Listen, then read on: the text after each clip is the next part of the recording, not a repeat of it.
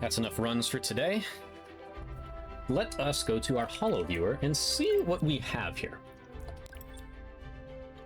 So we probably have some character bios here and whatnot. Let's see. Star Fox. Star Fox is an accomplished paramilitary unit of pilots for hire operating throughout the Lilat system. They accept contracts for a wide range of jobs, from planetary exploration and cargo transport to rescue operations and escort missions. The team was founded by Corneria Defense Force veteran James McLeod and initially rounded out by pilots Peppy Hare and Pigma Dengar. The original impetus, I guess I don't know how to pronounce words, for the team's formation was James's desire to divest himself from the military bureaucracy. Hoping to serve those in need, James reportedly sought the freedom to respond more rapidly in times of crisis. Following the loss of James during a mission to Venom, Peppy continued to operate Star Fox at a minimal capacity and only to pay the squad's debts. It wasn't until James's son, Fox McCloud, took the reins that the team came back online fully.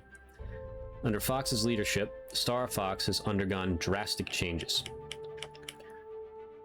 But the squad still remains committed to charting its own path, free from the rules and restrictions of larger military and paramilitary operations. The current lineup, Fox, Peppy, Slippy Toad, and Falco Lombardi, is relatively new to working as a team, and each brings his own strengths and weaknesses to the mix, but they are undoubtedly the most effective together, showing impressive skill in combat, even against superior numbers and overwhelming force. Assessment.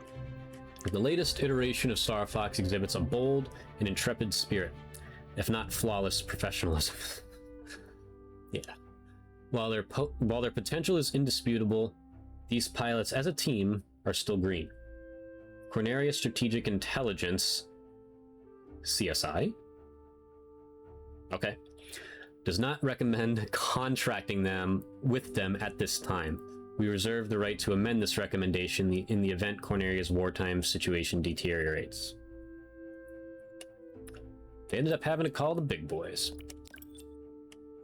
Okay, CSI. No, these are pretty in-depth. Okay. Fox is only 18 as the leader. Okay, well, there you go. I don't know how old he was in Star Fox 64. That is not... I'm not privy to that information. I do not remember. Even though I've played it a ton, I do not remember. Is this where I can, like, rotate his head or something? Yes! Whee! Alright, I'm gonna do that while I read here. Fox McCloud is a promising young pilot and the current leader of the renowned mercenary team known as Star Fox. Following a period of reduced activity in which Star Fox seemed on the brink of failure, Fox has revitalized the organization by expanding its roster and pursuing new contracts. By all appearances, Fox is following in the footsteps of his father, James McLeod, who founded the original Star Fox team following an early retirement from the Corneria Defense Force. Fox was 13 years old when his father was lost behind enemy lines during a recon mission to Venom. Reports indicate that Fox is uncomfortable with direct comparisons to his father and remains committed to charting his own path. That has been a theme of the game, now that you really, because Andros mentioned it a couple times. He's a dick, but he's mentioned it a couple times. And Fox has been pretty determined to chart his own path, as much as he also does respect his dad, which is clearly shown. Both aspects are clearly shown. Born on Papetoon, I believe is the... Papetoon, whichever. Fox left home to train at the Academy, where he met and befriended future Star Fox teammate Slippy Toad, as well as up-and-coming Defense Force Commander Bill Gray. According to Fox's instructors, he showed a natural talent for piloting and a strong aversion to following orders. In that light, it is unsurprising that he has foregone a career with the Corneria Defense Force, choosing instead to retain his autonomy. Assessment. Fox McCloud is brash, self-assured, and fiercely independent. These qualities make him an exceptional pilot, confident in making split-second decisions in the field, but may ultimately impede him as a leader. Well, I think he's done pretty good so far. This is just a Star Fox team, right? Yeah. Alright, next up. I'm going to go through all these. I feel like I have to. These aren't detailed. I mean, they get shorter as you go. Or no, this is detailed too. I figured he'd be a little older, like 25 or something. But okay. Intel. The newest addition to the Star Fox roster, Falco Lombardi has no formal flight training and yet has exhibited an extremely high level of skill in numerous why can't I fucking talk? He is the former leader of a gang that goes by the name Free as a Bird. Explains the jacket. Free ass. Prior to joining Star Fox, Falco had begun gaining some notoriety throughout the system for his piloting skills. According to reports, that's when he was approached by Fox McCloud, leader of Star Fox V2. Fox is said to have challenged Falco to a contest of speed and skill, a contest that Falco won all while flying an R-Wing for the first time. Falco's skills in the cockpit, if not his brash attitude, appear to have led the Star Fox team to conclude that he would be a valuable addition to their ranks. Covert observation of the team's development since that time indicate a significant rivalry has taken root between Fox and Falco. As of this writing, it is impossible to predict with any confidence whether this rivalry will strengthen the team or prove its undoing. So we kinda... It's like a Star Fox Adventures teaser almost. They're consistent in that regard. I know they're not going to go that route, but he could end up splitting from the team for a little bit. Assessment. Brazenly confident and competitive sometimes to the point of recklessness, Falco has a strong dislike for authority. His abrasive and self-aggrandizing behavior keeps others at a distance, but prolonged observation indicates he has a loyal and even compassionate streak. I'll say. Peppy, he's probably, yeah, 41. Peppy's 40. He's the dad. He's quite literally the dad.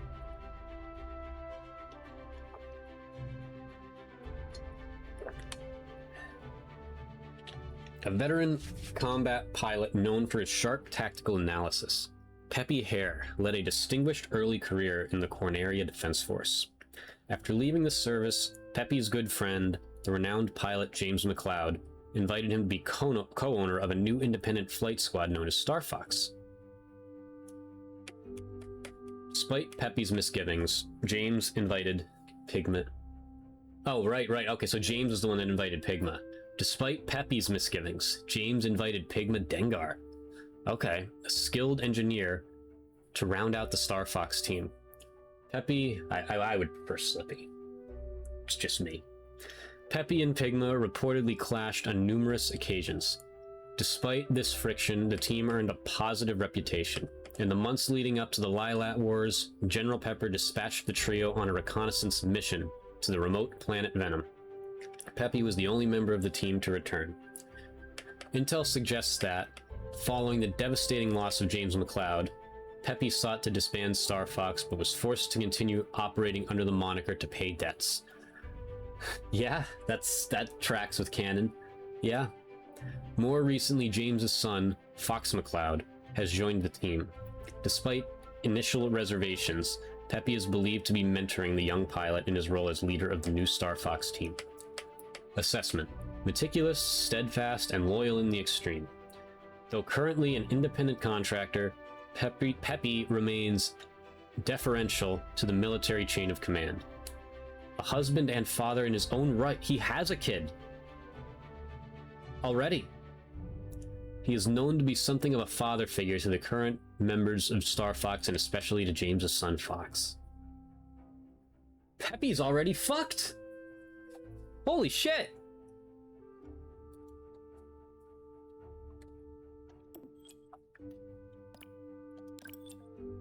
Flippy also 18. Hope Cat's 18 after those comments I made. As a joke, of course, but I still hope so. Anyway, Slippy Toad is a talented flight engineer and technician who employs his skills as a member of Star Fox, a combat squad for hire. The son of Beltino Toad, Beltino mentioned, Beltino's still canon, hell yeah. A renowned scientist working for Space Dynamics, Slippy began studying at his father's elbow from an early age. He went on to enroll in the academy, where he met and formed a friendship with Fox McCloud, the current leader of Star Fox. Though instructors at the school indicate that Slippy's skills as a pilot left room for improvement, they report he exhibited a near-genius level of aptitude in engineering and mechanical design. Following his stint at the academy, Slippy is said to have followed Fox and signed up with the Star Fox team. Reports indicate that, since joining the team, he has proven himself to be an invaluable asset. Slippy has leveraged his expertise in scanning technologies to help the team better assess targets during battle and has modified Star Fox's R-Wings, enhancing numerous aspects of their performance. Likewise, Slippy is rumored to be modifying other vehicles in a manner that may be of interest to the Defense Force. Slippy's responsibilities further extend to maintaining the team's somewhat outdated Rob 64 unit, as well as overseeing the readiness of Star Fox's flagship, the Great Fox. I'm still happy he's called Rob 64. I know that was probably a reference to the Nintendo 64 at the time, but they could have taken it out and they didn't, and I appreciate that. Assessment. Cheery, optimistic, and at times naive, Slippy's youthful enthusiasm has been known to lead to impulsive, perhaps even reckless behavior. That said, reports indicate that this same unapologetic positivity lends the Star Fox crew some much-needed camaraderie. Rob 64, the GOAT. The Rob unit stationed aboard the Great Fox is a Series 64 support and communications android built by Space Dynamics. This unit was considered state-of-the-art when it was acquired by veteran pilot James McLeod during his purchase of the Great Fox. James bought the Dreadnought-class command cruiser upon founding the mercenary squad known as Star Fox. Rob's operating system is fully integrated with the Great Fox, and the robot is programmed to operate the ship's navigation and communication systems, as well as deploy supplies and weapons. It is also tasked with basic cleaning and administrative tasks. Under Star Fox's new team configuration, Rob 64 acts as an assistant to Engineer Slippy Toad, handling routine R-Wing maintenance and repair work, as well as, reportedly, providing less routine support on Slippy's more experimental projects. Assessment. It should be noted that while this Rob 64 unit shows signs of wear and tear, it is reported to function at a higher level than expected for an older model unit. Excuse me. It has been known to exhibit occasional personality quirks that appear to be outside expected parameters. Observers believe both can be attributed to Slippy's regular upgrades to the Rob unit, as well as his penchant for tinkering on the team's equipment in unorthodox ways. Okay. Gotta blow my nose after that sneeze, hold on.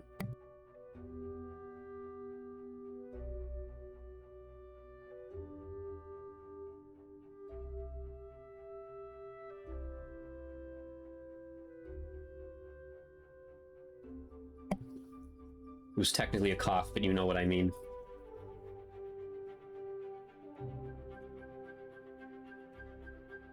Okay. James McLeod. Affiliation: Star Fox. Founder and leader, former. Status: presumed dead. I think he is this time around, by the way. We'll see, though. James McLeod served with distinction as a pilot in the... No, it doesn't say his age at time of death. James McLeod served with distinction as a pilot in the Corneria Defense Force, where his dedication to the Lilat system and unimpeachable record suggests he would enjoy a long and storied career. However, James chose to leave the service and enter the private sector, establishing the freelance paramilitary organization known as Star Fox. Reportedly, James felt that leading a small, nimble unit capable of rapid emergency response and unbeholden to military bureaucracy would allow him to serve the Lilat system more effectively. He recruited his best friend and a fellow Defense Force pilot, Peppy Hare, as co-owner of Star Fox, then later completed the roster by recruiting Pigma Dengar, also formerly of the Defense Force. By all accounts, the Star Fox team was successful, if not entirely profitable, under James' leadership. In fact, he maintained a close working relationship with General Pepper, taking a variety of military contracts. It was the general who hired Star Fox to investigate suspicious activity on planet Venom, a disastrous mission from which James did not return. James is survived by his son, Fox McCloud, who has recently assumed his father's role as leader of a new incarnation of Star Fox. Assessment. James McCloud was known to be courageous and clear-headed, a natural leader possessed of a strong moral compass. He valued perseverance in the face of adversity, and he often counseled fellow pilots to trust their instincts. Never give up. Trust your instincts, both in and out of combat.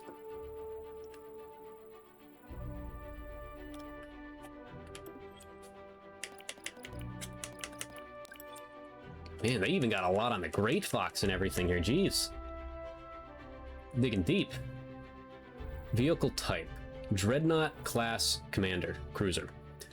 Offensive capabilities, dual laser cannons. Defense capabilities, hybrid energy reinforced hard plating. The Great Fox is the name given to the high-performance command cruiser used as a mobile base of operations by independent paramilitary team Star Fox.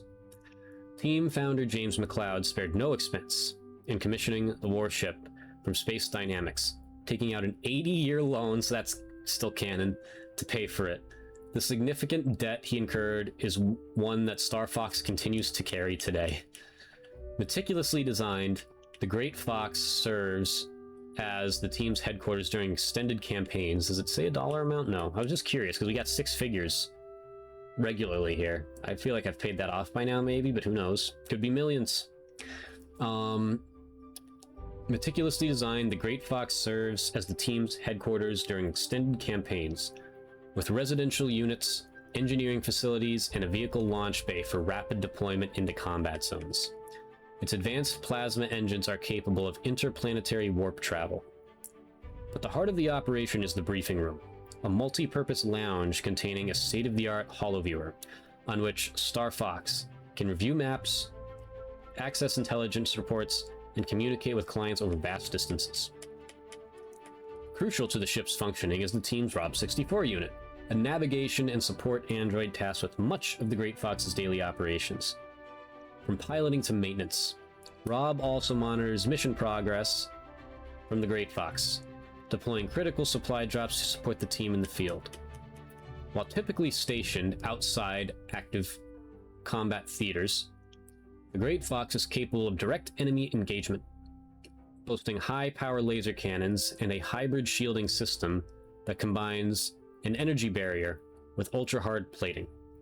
This shielding is durable enough to protect the ship from low-impact laser fire, asteroid collisions, and even the heat and friction associated with atmospheric entry. Wow. It's impressive. Just like asteroids just bounce off it. A cornerstone of the Star Fox team's success, the Great Fox provides transportation, asset deployment, operational support, and even some of the comforts of home. R-Wing. Vehicle type, high-performance aerospace fighter. Laser cannon, bomb launcher, G-diffuser system, pilot only. The R-Wing is a versatile all-range fighter and the primary combat vehicle of the Star Fox team. It is so favored by Star Fox's pilot as to sometimes serve as a very symbol of the team itself. Goddamn right. Developed exclusively by Space Dynamics, the R-Wing was designed for combat versatility, striking a deft balance between speed, power, and maneuverability. The modular A-shaped wing configuration enables the craft to move seamlessly between a variety of combat situations. The R-Wing also boasts a revolutionary G-diffuser system, which leverages cutting-edge gravitation control technology to perform aerial maneuvers that are impossible for conventional craft. The G-diffuser employs an energy circulation system that continuously collects a charge during propulsion. When this charge is released, it gives the ship enhanced acceleration and deceleration powers and enables other special maneuvers. Additionally, the barrel roll maneuver generates a shield that repels enemy fire. The 4 R-Wings piloted by the current Star Fox team have been significantly modified by the team's engineer.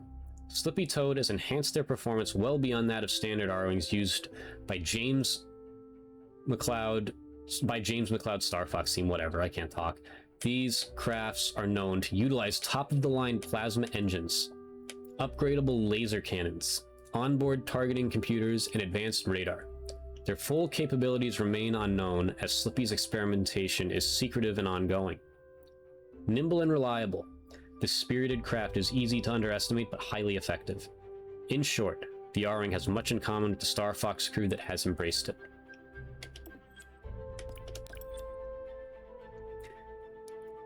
Landmaster, agile ground assault vehicle. Laser cannon, bomb launcher, G-diffuser system, armor plating, pilot only. The Landmaster is Slippy Toad's designation for a unique armored combat craft of his own design. A functioning prototype that shows clear hallmarks of Slippy's engineering acumen. It is the only ground-based assault vehicle known to be within the Star Fox team's arsenal. The Landmaster's combat capabilities.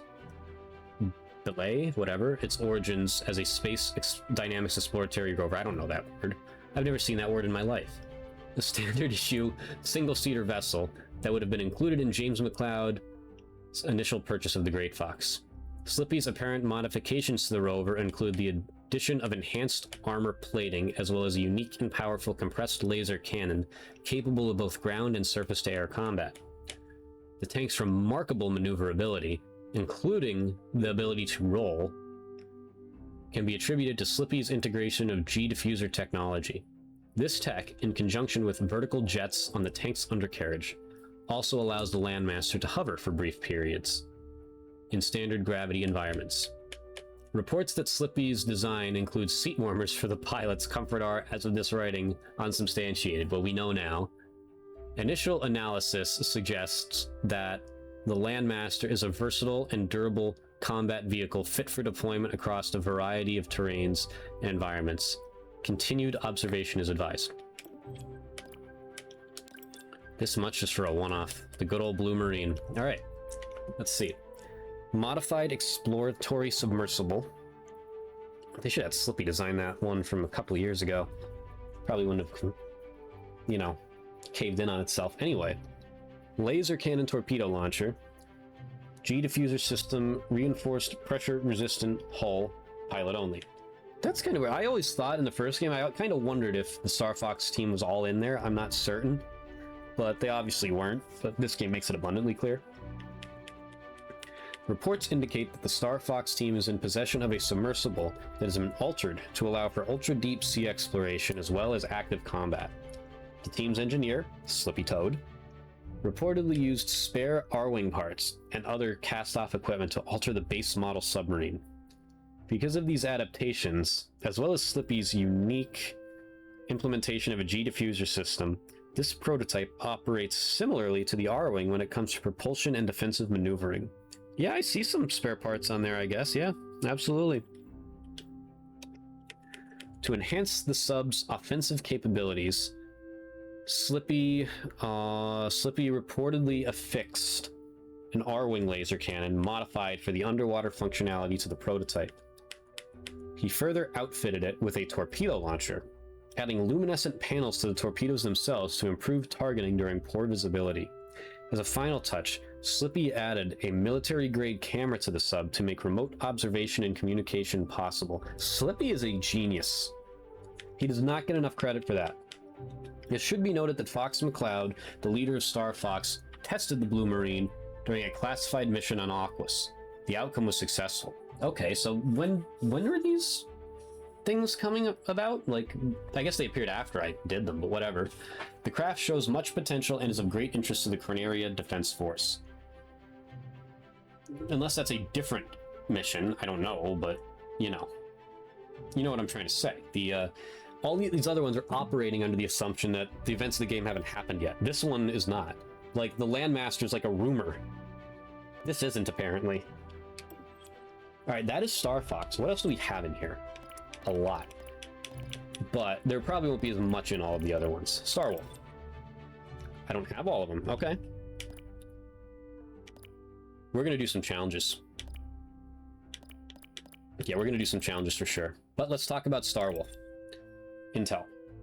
Corneria Defense Force Strategic Intelligence is closely surveilling the mercenary squad known as Star Wolf. Let's try that again. Corneria Defense Force Strategic Intelligence is closely surveilling the mercenary squad known as Star Wolf, led by the notorious bounty hunter Wolf O'Donnell. This crew of pilots for hire has built a reputation for taking even the ugliest of jobs when the money is right, and is now believed to be working for Dr. Andros. Wolf is joined by the notorious turncoat Pigma Dengar, fuck you Pigma, who acts as Star Wolf's engineer. That explains why the R-Wings are better. I actually like the design of the Wolfen more, but now that I know Pigma's the engineer behind it, I don't anymore. A mysterious and sadistic ace pilot named Leon Pawlowski, that's the best way to describe him, brings a frightening level of combat skills to the team. That said, the crew is weighed down by the untalented but well-connected pilot Andrew Oikany. Andros' nephew. Yeah. I'll have to monitor that to see if they kind of do that. Like, I know Wolf is harder to bring down. I want to see if Leon is too. Just based on that. Pigma never struck me as an engineer, he just struck me as a fucking cocksucker. But that's good to know, I guess. Our sources have discovered that Andrew is the nephew of Dr. Andros. There you go. Indeed, Star Wolf's connections to Andros run deep. The crew has been seen flying a new and powerful combat craft dubbed as the Wolfen. These craft are believed to have been designed by Andros himself and then built by Pigma, who is a longtime Andros ally. Yeah, we fucking know. Assessment. Though Star Wolf presents itself as a free company not tied to any side in the ongoing war, our sources believe that Pigma continues to ensure that Star Wolf remains a combat asset available to Andros and Andros only. This crew should be considered enemy combatants and threatened and treated with extreme caution if encountered. So it's all Pigma. Hopefully, and I would like to see it, I do want to see Star Wolf undergo a transformation again. I'd like to see them kick Pigma out. Then I can actually like them. Like I do in Assault. And they're likable in Command, I guess. I don't remember much about Command, so whatever. Command isn't very memorable. Allies. Yep, these are the... What do we got? Katina. Who would be my other one there? Or there. Is it more about Kat and Bill? I don't understand how people hate this design. I really don't. Don't see it. I mean, she is a cat. Like, Bill might have got a nice... Bill got a pretty good glow up too, actually. Honest to God. Yeah. Anyway, General Pepper. Affiliation, Corneria Defense Force. Commanding Officer. As the longtime leader of Corneria's premier peacekeeping force, General Pepper is responsible for protecting the freedom and security of not only the planet Corneria, but the entire Lilat system. It is a responsibility to which he is deeply committed. It's interesting that they've only given us the ages of Star Fox team so far. I figured they'd give us one for Pepper. General Pepper sits at the top of the Corneria Defense Force command structure and so oversees the full scope of operations across land, sea, and aerospace theaters. He also contracts with outside paramilitary units, which allows him to temporarily expand operational headcount in emergency situations, and to execute missions deemed outside official defense force scope. It is in this latter capacity that General Pepper began working with the original Star Fox team, co-owned by James McLeod and Peppy Hare, both of whom had previously served in the Defense Force under the General's direct command. As the senior-most Defense Force authority, General Pepper often makes final decisions on critical matters of security. Such was the case during the events surrounding the fall of the renowned scientist Dr. Andros. At the time, Andros served as head of the Corneria Defense Force Research Laboratory. Widely regarded as a genius, Andros conducted groundbreaking research in physics and energy production that led to important technological advances. However, with each success, Andros' ambitions grew, and his experiments became increasingly unethical and dangerous. Eventually, one of Andros's experiments went awry, causing an explosion on Corneria, and why am I pausing? And chaos across the Lilat system. A military tribunal found Andros guilty and sentenced him to death, until General Pepper intervened. Really? Okay. The general requested that the doctor... Actually, that, I think I might remember that. That might be canon. The general requested that the doctor's sentence be commuted to banishment, and so Andros was exiled to the remote planet Venom instead. I love his design in this game. Just look at him. He looks so large and in charge.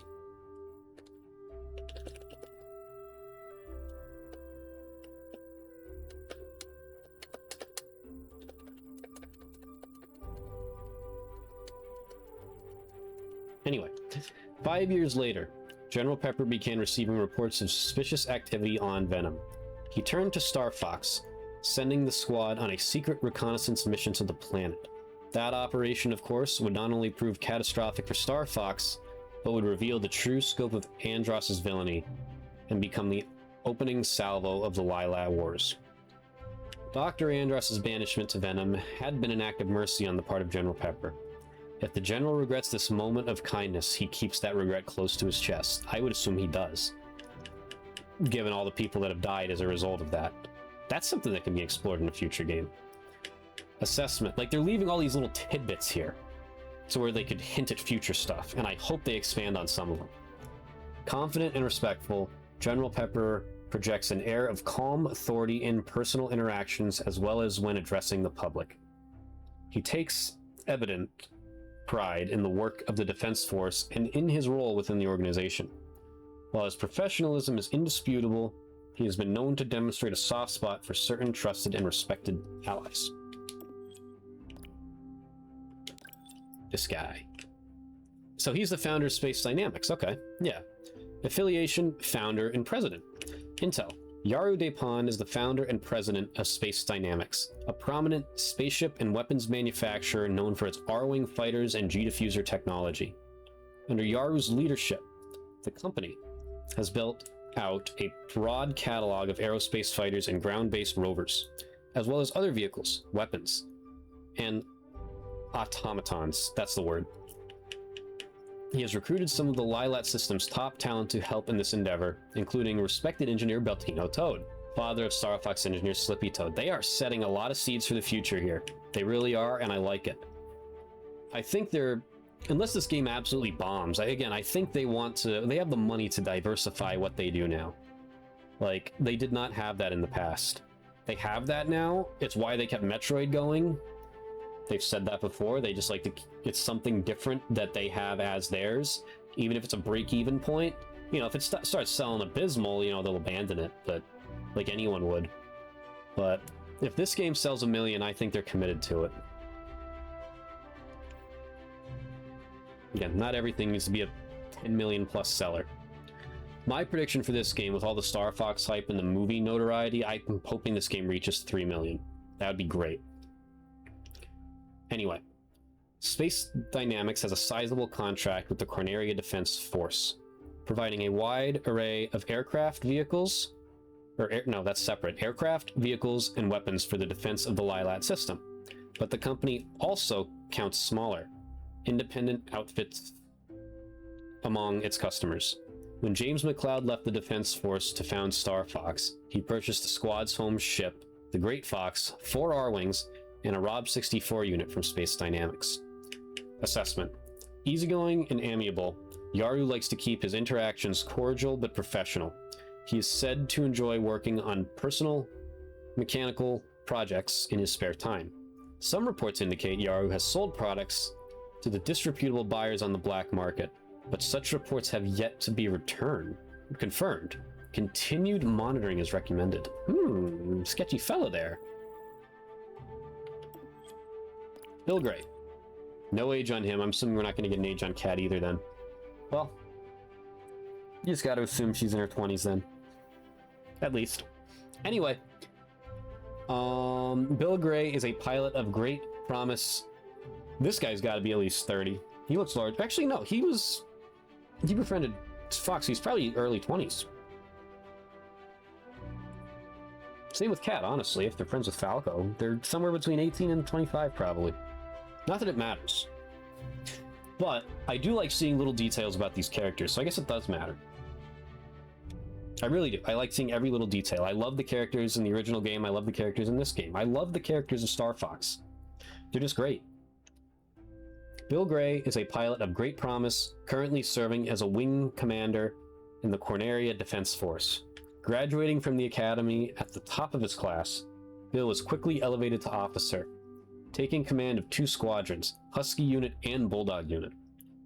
Currently stationed at the Corneria Defense Force's forward operating base on Katina, Bill leads frequent recon missions that take him beyond the orbit of Katina and into far-flung sectors of the Lilat system.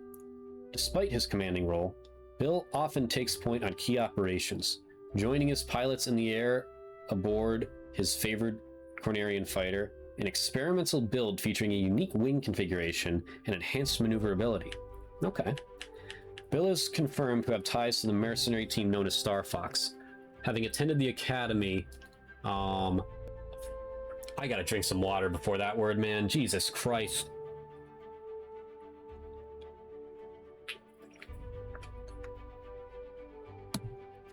Contemporaneously with Star Fox members Fox McCloud and Slippy Toad. Wow. Reports indicate that Bill formed a friendly rivalry with Fox during their time at school, and that over the course of their training, that rivalry developed into a close bond. Bill Gray is both a by-the-book soldier and a hands-on leader, and those qualities have earned him the respect of his subordinates despite his relative youth. Confident and charismatic, Bill's leadership inspires his pilots to exhibit the same loyalty he exemplifies. That's the Bill Gray I know. Affiliation, free as a bird, role, a leader. So she's the leader. We may see this group in the future. How about that, ladies and gentlemen? We may see this group in the future. They seem to really, because I don't think they went back into that much. Like, they didn't really dive super deep into that in any game, really. I mean, I guess they did. I think they did a little in Commands. Maybe that's where Falco went back to in Adventures. I don't know. Anyway. Little earring, there's a nice touch that fits. A self-trained fighter pilot, Kat Monroe is the current leader of a gang known as Free as a Bird. She was elevated to the leadership position after the departure of Falco Lombardi, currently employed with Star Fox. With his issues with authority, I'm surprised he left a leadership role to join Star Fox. That's interesting. Almost like you just want to be a dick to Fox. Despite her lack of formal training, Kat is considered an exceptional pilot and is reputed to fly a fighter that she customized herself and dubbed the Cat's Paw. Known for having an independent streak as well as her tendency to bend to the rules, Kat and her gang have not officially taken a side in the war as of yet. Still, rumors suggest that she has made herself a thorn in Dr. Andros' side on several occasions and has been seen associating with the Corneria Defense Force aligned mercenary group Star Fox. Ultimately, Kat's allegiance appears to lie with only a select few. Her long-running friendship with and loyalty to Star Fox ace pilot Falco Lombardi is well documented. She is also known for treating the members of her gang like family. Assessment: bold and fearless, Kat is a formidable, if unpredictable pilot who should not be underestimated. Locations. Oh boy, this could take a while.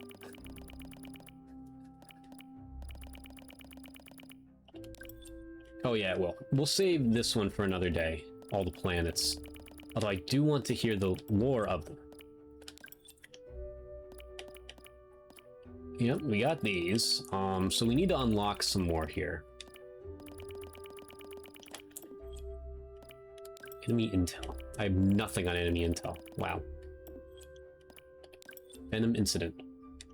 That's just, you know, Venom is a planet on the outskirts of the Lilat system. Prior to the incident in question, it was known to be inhospitable, though not unable to sustain life. Venom gained some notoriety while General Pepper, leader of the Cornerian Defense Force, convinced a military tribunal to banish the disgraced scientist Dr. Andros to serve out a life sentence there. I figured that's where you probably rewatched that. I kind of want to read these. I got 20 minutes before the next ad break. I think I got time. Alright, Corneria. They really went hard on the descriptions here. Like, I am blown away here. Like, they're implementing lore. This is great. Intel.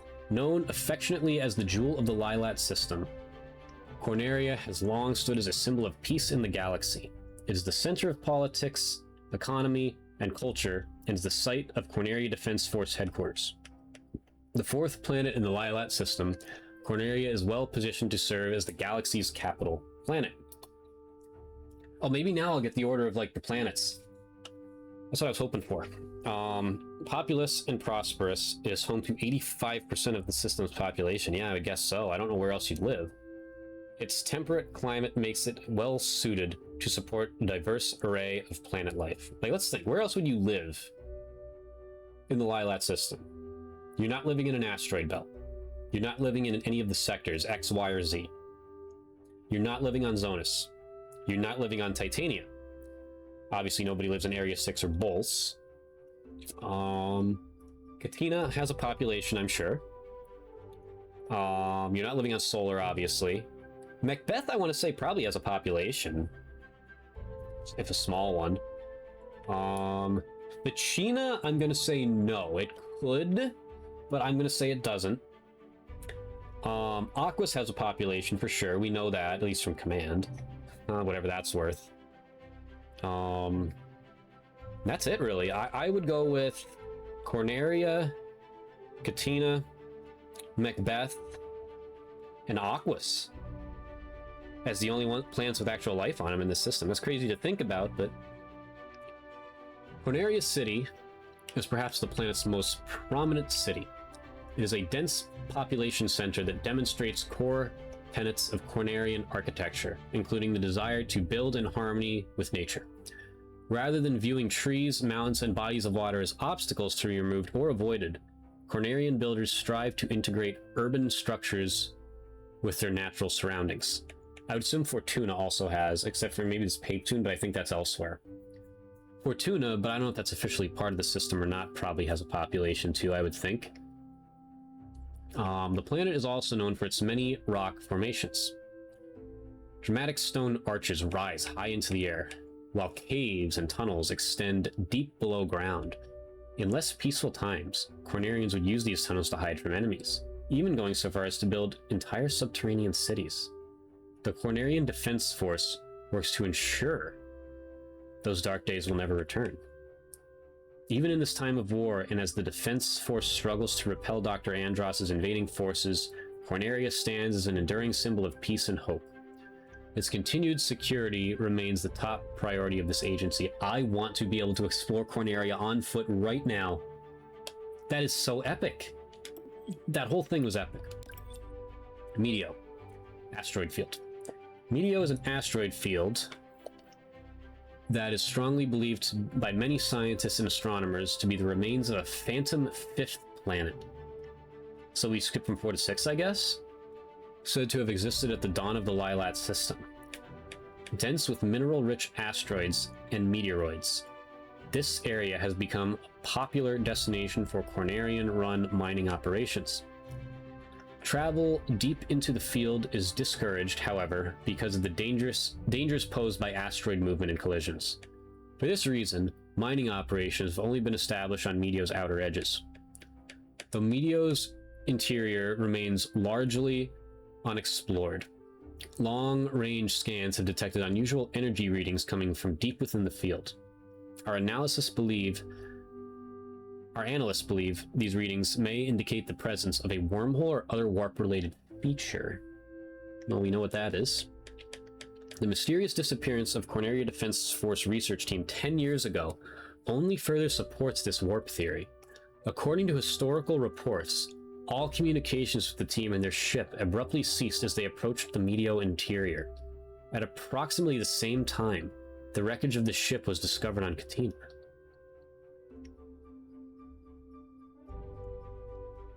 Though extreme caution must be exercised. I'm sorry, I was speechless there for a moment. Though extreme caution must be exercised, further study of the unusual energy readings within Meteo is urgently needed. An eyes-on assessment by a skilled team is recommended to ensure a conclusive determination, particularly since the continued security of the asteroid field is necessary for Corneria's defense. Wow. Lore, lore, lore, lore, lore. Lore!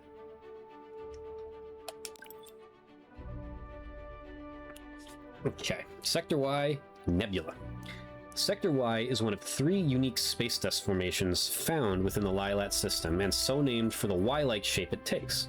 While all 3 nebulae are known for their radioactive storms and anomalous magnetic activity, Sector Y's tends to be somewhat less dramatic than those found in Sector X and Z. Still, Sector Y's unusual environment is not without hazard, and has been known to wreak havoc on ships passing through the region. Vessels traveling through Sector Y frequently report limited communications, malfunctioning sensors, and other unusual phenomena. Numerous wrecks have been reported, and thus casual and commercial travel through the dense cluster of luminous space dust is generally not recommended. Though the risks are many, the nebula's position and radio interference makes it a tempting candidate for use as a corridor for covert wartime operations. Evaluators are currently assessing whether the Corneria Defense Force might use Sector Y to move the fleet into position against the enemy. Pachina. Planet, of course. Sorry, I have an itch up here. I have a zit like right here. It's bothering me. Not that any of you needed to know that. Known to many as the Ice Planet, Pachina has more than earned its nickname. Some 90% of the planet's surface is covered in snow and ice. Meanwhile, the frigid climate has left Pachina largely devoid of vegetation and far too inhospitable for civilian populations, so that stays true. No one lives there. It's interesting, though, because that's a bit closer to solar than Corneria is. So I wonder how that works. Maybe they didn't think that far ahead. That said, a research facility was established on Pachina years ago following the discovery of mineral resources buried deep underground. Some limited mining operations eventually got underway, but they were later abandoned due to the harsh climate and financial difficulties. Ownership of the research facility was then transferred to the Corneria Defense Force. Restricted authorized personnel only. Hell yeah. Okay. As of this reporting, the Defense Force is using Pachina's remote location and inhospitable environment to its advantage, having transformed the research facility into a base and the headquarters for Corneria Defense Force Strategic Intelligence. So that's the headquarters. Okay. Sorry, hold on. The intelligence personnel stationed here are tasked with acquiring enemy intel and intercepting enemy communications via numerous avenues. Meanwhile, some of the Defense Force's most crucial encrypted files are also kept there. Files detailing information about troop locations and battle plans, as well as top secret redacted, outlining the role of redacted in the redacted.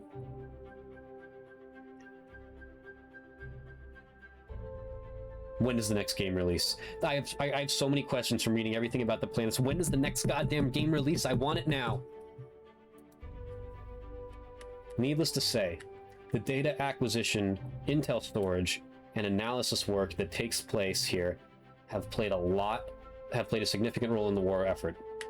Access to Pachina is highly restricted and must remain so. It is crucial the base's location remain hidden and the information housed within be protected at all costs. Sorry, give me one sec here. Nothing important, moving on. Katina, planet. Though not as verdant as Corneria, Katina's ecosystem has shown great promise for the denizens of the Lilat system. The planet boasts a semi-arid climate, fertile soil, moderate biodiversity, and some small oceans. So there you go. That's another one of the livable ones. I was right. Indeed, large-scale settlement plans had been underway in recent years with hopes of bringing new populations to Katina at scale. Alas, those plans have been put on hold as conflict has roiled the system. Meanwhile, the Corneria Defense Force has established a frontline base on Katina. This base provides a convenient launch point for scouts and squadrons to more easily reach the outer system. It is also home to some of the best fighter pilots in the system, including the Bulldog and Husky units. These teams provide vital support to the Cornerian fleet and act as first-of-the-line defense agents against Andross's invaders. Katina is key to the Defense Force's ongoing war efforts, and its security must be maintained to help ensure the best possible outcome in this dangerous and growing conflict. Aquas, another one I predicted to have, uninhabited and entirely covered in water. It's dark side of Aquas. Go figure. So uninhabited and entirely covered in water. Aquas featured a temperate climate, pollution-free oceans, and high biotic diversity. So yeah, there's no land for anyone to stand on, but I guess toads could live there and stuff, as we know. Designated a natural conservation area. Aquas is home to minimal man-made structures, a scattering of tourism sites, and research facilities only. Indeed, Aquas is of special interest to scientists on account of the tremendous array of sea life, as well as the discovery of ancient ruins. In shallow waters, much of the sea life centers around the planet's extensive network of coral reefs. In the depths, larger, stranger creatures prowl, some untouched by evolution for millions of years. The sunken, crumbling ruins of a lost civilization were found buried in the seabed. Very little is known about the planet's previous inhabitants, but their ruins look similar in design to ruins found in Titania. Research has been ongoing, but this is currently suspended until after the war. Unconventional analysis suggests Aquas should be of little interest to the enemy. Despite this, Andross's forces have recently been sighted in the planet's vicinity, arousing suspicion and concern within the Corneria Defense Force. The Defense Force maintains no permanent presence on Aquas due to its lack of immediate strategic value, but covert reconnaissance to the water planet is highly recommended should the resources for such a mission become available. I guess that makes sense. It does resemble Titania, except one's a barren wasteland and one's the exact opposite, full of water. So much lore, so much world building. Sector X, another nebula, one of 3 anomalous zones in the Lilat system. Sector X is an X-shaped cloud of luminous space dust marked by powerful magnetic currents and significant levels of ambient radiation. The nebula's unusual magnetic and radioactive qualities cause traditional surveillance, communication, and navigation equipment to struggle. Long-range scans are unreliable, and travel within the nebula itself is dangerous. That said, while Corneria Defense Force scans are inconclusive, the data they have provided, coupled with observed traffic to and from the region, indicates that Dr. Andross has established a significant presence within Sector X. In fact, our analysis believes his forces have constructed a base or perhaps a manufacturing facility there and are likely building a secret weapon of some kind. Furthermore, readings from Sector X bear a striking similarity to the energy signature associated with warp channels, and it must be noted that these readings, if accurate, would be indicative of a wormhole that's far more stable than typical. Sector X is a mess. Given the uncertainty surrounding enemy activity in the area, travel to and around Sector X should be strictly forbidden until further notice. Cornerian Strategic Intelligence recommends the deployment of an elite, combat-ready scouting squad equipped to handle the treacherous conditions and provide reliable reconnaissance. And honestly, Sector X is one of the most mysterious parts of the Lilat system for a multitude of reasons. This wormhole energy, which we know is apparently from Andross, I guess. So this wormhole, the instability of the area itself, the secret weapon, the structures there, all that stuff, all of it. And the mysterious music going into it, it makes for ultimate vibes. Solar. I'm just now realizing they haven't been giving us planetary they haven't been giving us numbers here. So I'm trying to figure out how they number them then. Because if Corneria's 5 and this other mysterious 5th planet is there, that would make Ficina 6 if we're going along those lines. And all the way across. making Titania 7. So does that make Macbeth 1? Zonus 2? Aquas 3? And then Corneria 4? But then what about... Tina, I don't know, whatever. Companion star. This M-class star is located roughly equidistant between 3 unique nebulae formations. I guess so. Yeah, I guess so. And is the Lilat system's second smaller star. Right, yeah. I forgot there's a bigger one, yeah. As expected, Solar exhibits a lower relative mass and temperature when compared to the system's primary star, the blue giant called Lilat, of course. Solar presents some familiar thermonuclear features, such as arcing solar prominences and wave-like surface oscillations.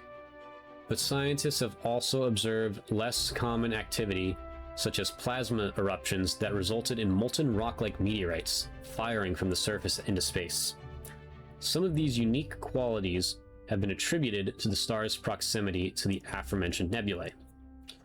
Scientists have long presumed that Solar's intense heat and thermonuclear qualities preclude the existence of life.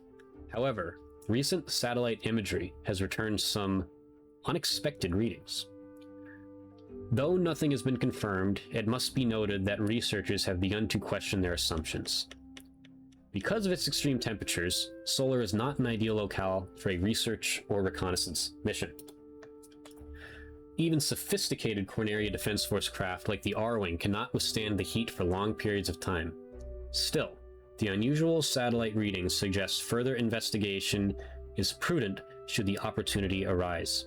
If life does exist on Solar, it could have profound implications on the entire system. Zonus.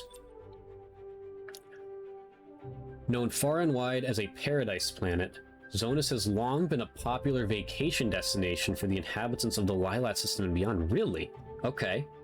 I mean, I know it was a thriving ecosystem at one point. They mentioned that. I've known that.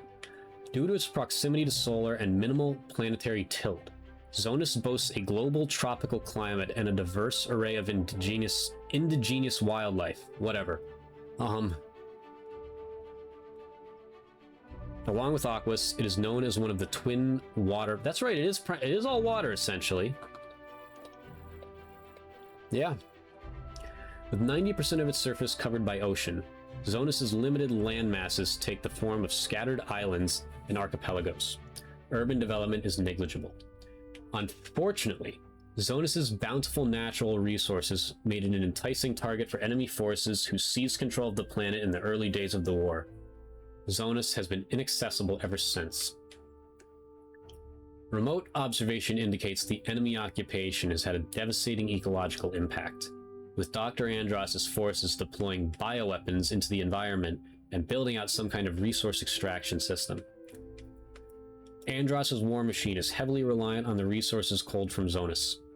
A decisive strike on the planet would cause a significant disruption to the enemy's supply chain. A small, nimble strike force capable of evading detection could be especially effective. Damn. Alright, now we're getting into the meat of some things here. Let's see, Titania. Known as the Forbidden Planet, Titania is an inhospitable desert world, notorious for its harsh and unpredictable weather. Frequent ionic storms have made direct exploration and even remote observation of the surface nearly impossible. Easily identifiable by the dense clouds of red sand stirred up by its storms, Titania has earned itself a second sobriquet, whatever, the Red Planet. Concentric rings composed of ice and rock encircle Titania, leading scientists to believe that it might have been struck by an asteroid in the distant past. I like how, despite the fact that this is the planet people objectively go to the least in this game, like, you know it is. Like, people get to Sector Z more than that. It's the one that they use on their poster, and you know what? It looks fucking epic. I don't care. Well, satellite scans of the surface are mostly obscured by the thick atmospheric dust clouds. They do provide occasional glimpses of elaborate runes that seem to indicate Titania was once the home of a thriving civilization. Rare sightings of chitinous creatures have been rumored and dismissed, and the high wind speeds and lack of water undoubtedly render the surface too hostile to support organic life forms of a significant size or complexity. Deadly planetary conditions make Titania ineligible for exploration or settlement. Even Andros's forces have heretofore given it a wide berth. All personnel are to avoid traveling to this planet under any circumstances, except for Star Fox. Macbeth. I'm curious to see if there's, you know, life on this planet. Let's find out. Interesting color. It's more of a bluish in the original, but yeah, whatever. Cool, looks cool. Despite Macbeth's rugged surface and lack of significant biodiversity, the planet has long been considered one of Corneria's most successful and productive colonies. Its mineral-rich geochemistry and an industrious population of skilled laborers, so people live there, have made the planet the keystone of the Lilat system's mining and manufacturing operations. Well, an advanced railway system crisscrosses the planet. Hell yeah. Facilitating high-speed transportation between Macbeth's mines, factories, storage depots, and shipping facilities, this railway has been critical to the planet's production capabilities. These capabilities have recently been appropriated by the enemy, following their illegal occupation of the planet. Surveillance has confirmed that under Dr. Andros's control, Macbeth has become the site of manufacture for some of the most powerful weapons used by his army: missiles, mechs, and aerospace fighters, along with a variety of other vehicles and munitions. Additionally, our operatives report that Andros's forces have been using Macbeth as the launching site for its Copperhead missiles, interplanetary cruise missiles with advanced targeting systems and devastating high-yield payloads. So those missiles that were firing on us in Sector Z were coming from Macbeth, but you can only do either Sector Z or Macbeth, not both, so we don't know that. Macbeth has tremendous strategic value due to its vast mineral resources, industrial infrastructure, and relative proximity to Venom. It is imperative that the planet be reclaimed as soon as possible. Shout out to Macbeth and Titania too. They've been around since the OG days, the very first game. Corneria has too. I'm trying to remember what else has. There have been sectors as well. But, yeah, I believe those are the only two planets. Correct me if I'm wrong. Again, I haven't played that game a ton. Reasonable amount, but not a ton to have it memorized. Sector Z. Nebula. Sector Z is a vast Z-shaped swath of space dust, debris, and magnetic anomalies. Though similar to its two sister nebulae, Sector X and Sector Y, Sector Z is considered the most dangerous of the three to navigate. In fact, this region is known as a ship graveyard because it is so frequently the site of spacefaring ship collisions. Further contributing to the region's infamy, Sector Z was once the site of a costly battle between the Corneria Defense Force and a fleet of pirates who were, at the time, a major force in the Lilat system.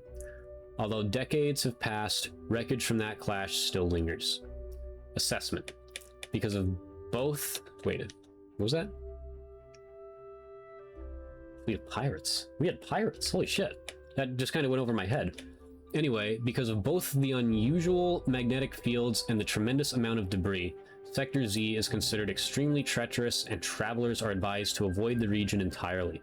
Despite these warnings, scavengers have been spotted scouring the wreckages for resources and supplies. Pulse. Artificial satellite made to induce motion sickness. In its orbit above Venom, Bulse functions as both a space station and a defense satellite protecting Dr. Andros' seat of power. Its notable features include an artificial gravity environment, I'll say, an experimental reactor, and a highly advanced weapons system. Massive in size, the station houses squadrons of Bulse fighters ready for quick deployment. Bulse's armaments also include large caliber laser cannons and the powerful Crimson Cannon, a laser capable of destroying large battleships in a single blast. Thus far, the robust defense system has prevented Cornerian fleet from advancing on Venom. However, while Bolts has seemed an impregnable fortress, intelligence operatives may have found one exploitable weakness. That is, they've identified 6 crucial energy towers on the satellite's surface. Initial analysis indicates that these towers, together, act as a kind of shield generator, protecting the experimental and volatile reactor core powering the station. One leading strategy holds that taking out the energy towers would expose the core to attack and allow for the possibility of unleashing catastrophic damage to Bolts. Though further study is needed, it goes without saying that disabling the satellite is key to advancing on Venom and striking down Andros. Technically. Then there's Area 6. A planetary approach vector. Intel. Area 6 is the goated video game level, the best of all time. Nothing can or will ever touch it.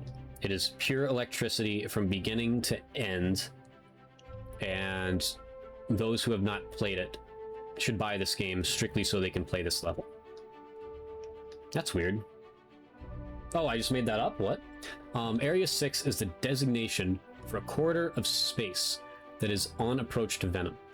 It was originally established not only as a waypoint for those traveling to the remote and inhospitable planet, but as a space farm dedicated to experimental methods of planet cultivation. The farm is now gone, and Area 6 is now the most heavily fortified region of enemy-controlled space in the Lilat system. This Andros-controlled militarized zone is dense with enemy fighters, warships, and defense stations. Exact numbers are unknown, as all attempts to approach this corridor have been repelled. It is a reasonable assumption that the bulk of Andros' armada is stationed within Area 6. And leading theories posit that this region is also the likely location of the enemy's rumored dimension-shifting weapon, if indeed it exists at all. Though Area 6 represents the most direct route to Andros' base of operations, this region currently remains off-limits to Corneria Defense Force personnel. In the absence of a viable strategy, any attempt to approach Venom by way of Area 6 is almost certainly doomed to fail. Then I showed up, and took them all out. Venom. Figured that would be saved for last. I love the little, like, more of an orangish yellow than just pure green this time. I like it. There's always storms going on that planet, apparently. The outermost planet in the Lilat system, Venom is a barren frontier that has been largely disregarded by the civilized worlds. Now I remember, because that's not the central star. Yeah, right. The other star, because now, like, Venom is the farthest away from the main star, so that makes sense. Back to it. Largely disregarded by civilized worlds. Venom's thin atmosphere and desolate landscape have left it devoid of planet life. Its dramatic rocky terrain is marked by steep cliffs and deep chasms that make surface travel practically impossible. For these reasons, the planet has long been considered ill-suited for exploration and colonization. New information about Venom has emerged following the exile of Dr. Andros to the planet and his subsequent attack on Corneria. Corneria's strategic intelligence has determined that Venom's crust is rich in unidentified minerals that deflect and obscure scans. This lack of subsurface mapping has allowed an extensive warren of subterranean tunnels to remain hidden. Intelligence analysts believe Andros used these tunnels to evade detection while continuing his forbidden experiments, constructing weapons of war, and gathering an army of sympathetic followers. Damn. Lore. Another newly understood fact about Venom is that its atmosphere exhibits elevated levels of toxic markers, making the planet now entirely inhospitable to organic life. Whether this toxicity is the result of natural geological upheaval or the byproduct of Andros' unregulated experiments remains unknown. Despite everything, Dr. Andros, renowned for his intellect and his ambition, has not just survived on Venom, he's thrived there. This planet is now the seat of his power and home base to his army. While the exact location of Andros' headquarters remains unknown, The little intel we do have indicates that he is capable of deploying a robust array of defensive forces almost anywhere on the planet. This information has so far deterred a direct attack by the Corneria Defense Force. Warp channels. Space-time anomaly. Warp channels, also known as wormholes, are naturally occurring space-time anomalies linking two distant points in space. These rifts, accessible by spacecraft through the accumulation of sufficient warp energy, consist of a traversable pocket of fourth-dimensional folded space. They have been known to contain both natural and artificial debris, as well as unidentified hostile enemies. While hazardous, warp channels allow vessels to cross vast spans of space in a fraction of the time. It goes without saying that reliable access to such channels would prove revolutionary for interplanetary travel. The potential for military application is equally great, in addition to effectively eliminating travel time. Use of these channels allows spacecraft to evade all manner of sensors and radar. Unfortunately, acquiring sufficient warp energy to access a channel can be difficult to achieve, particularly in the presence of enemy forces. Additionally, travelers have no control over the precise start and end points of a wormhole, limiting their wartime utility. Despite promising theoretical work, all known experiments to create a stable artificial wormhole have ended in failure. Assessment. Warp channels could prove a tremendous boon to the war effort if the Corneria Defense Force is able to locate and utilize them, and a fatal detriment if enemy forces access them first. In the event a wormhole is discovered, pilots are urged to be on guard. Any enemy contact made in or around a wormhole must be reported immediately to Defense Force Command. That was a blast reading all that. I'm so happy I did it. We'll read some of these other ones another time once I unlock them. We still got more in Allies and Starwolf to unlock. So, alright, let's take another break here. We'll get into our final hour for the day, and we'll do some challenges. That's what we're going to do. We're going to do some challenges. That'll push us past 7.5 hours, probably close to 8. I wanted to stop at 7, but now I don't want to stop at 7. Be right back.